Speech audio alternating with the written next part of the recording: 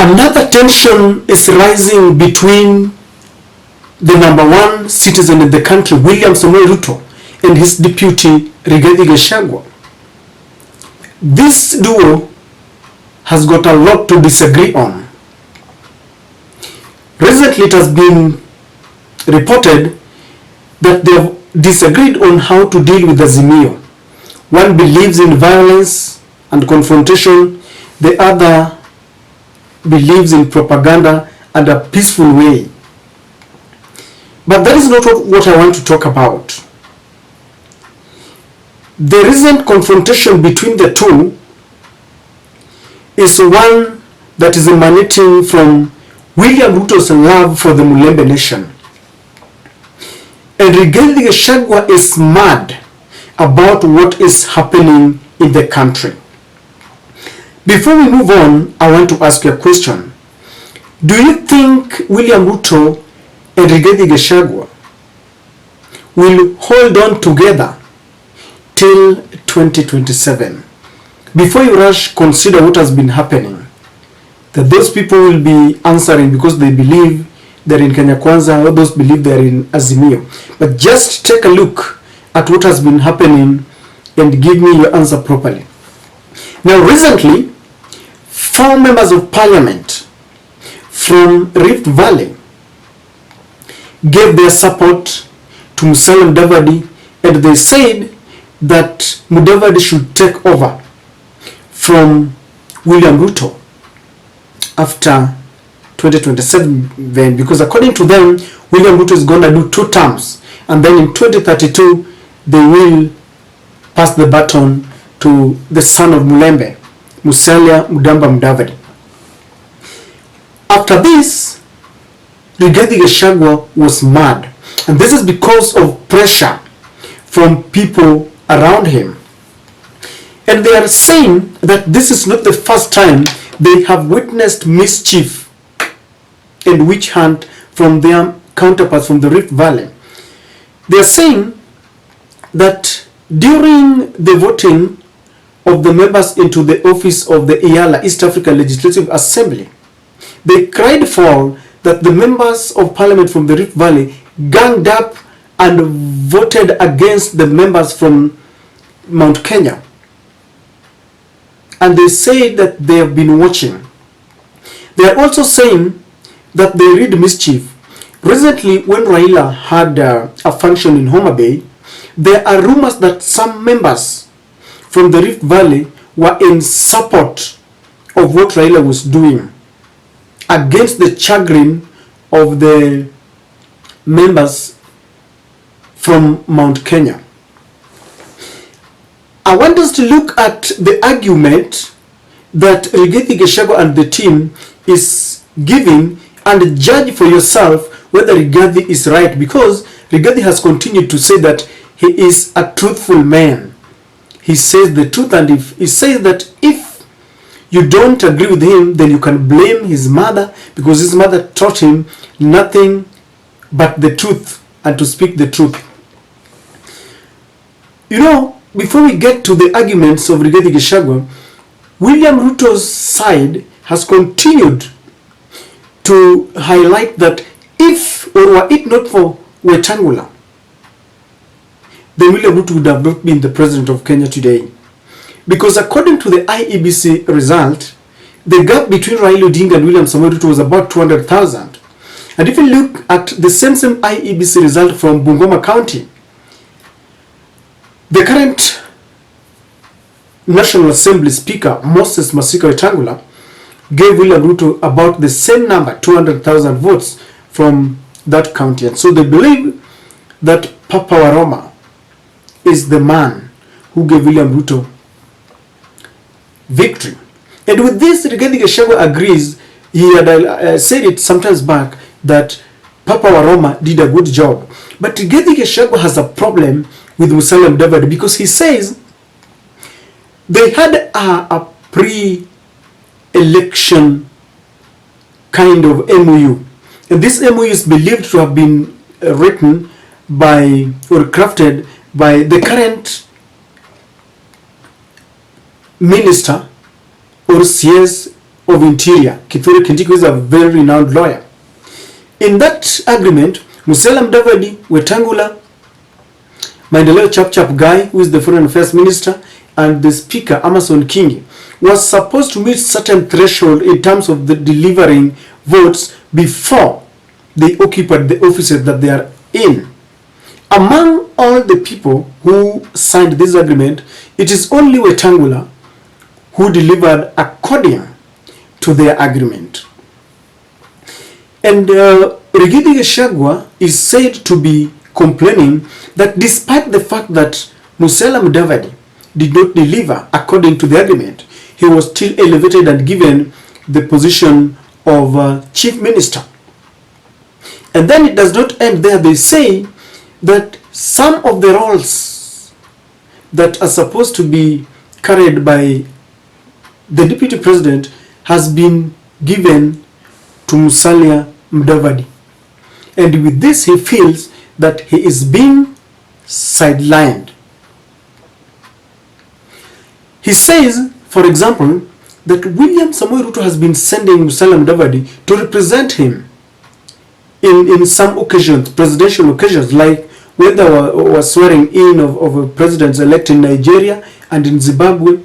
Instead of sending Rigathi Gachagua, he sent Musalia Mudavadi. And the deputy president was on record as criticizing this, and he was saying that he does not care about frequent errands that is being run beyond the country and does not deliver anything. And he said, according to him, he wants to remain in the country to help the Mount Kenya youth who are grappling with the alcohol and substance addiction.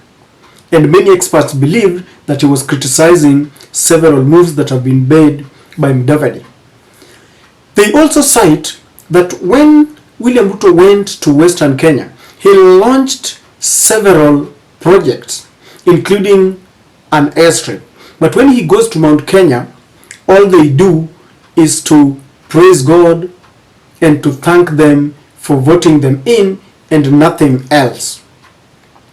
And he feels that with this, the Mulembe nation is being unnecessarily elevated. Recently, they say that Cleopas Malala was given the lucrative position, a very prestigious position, as the Secretary General of the UDA. It did end there.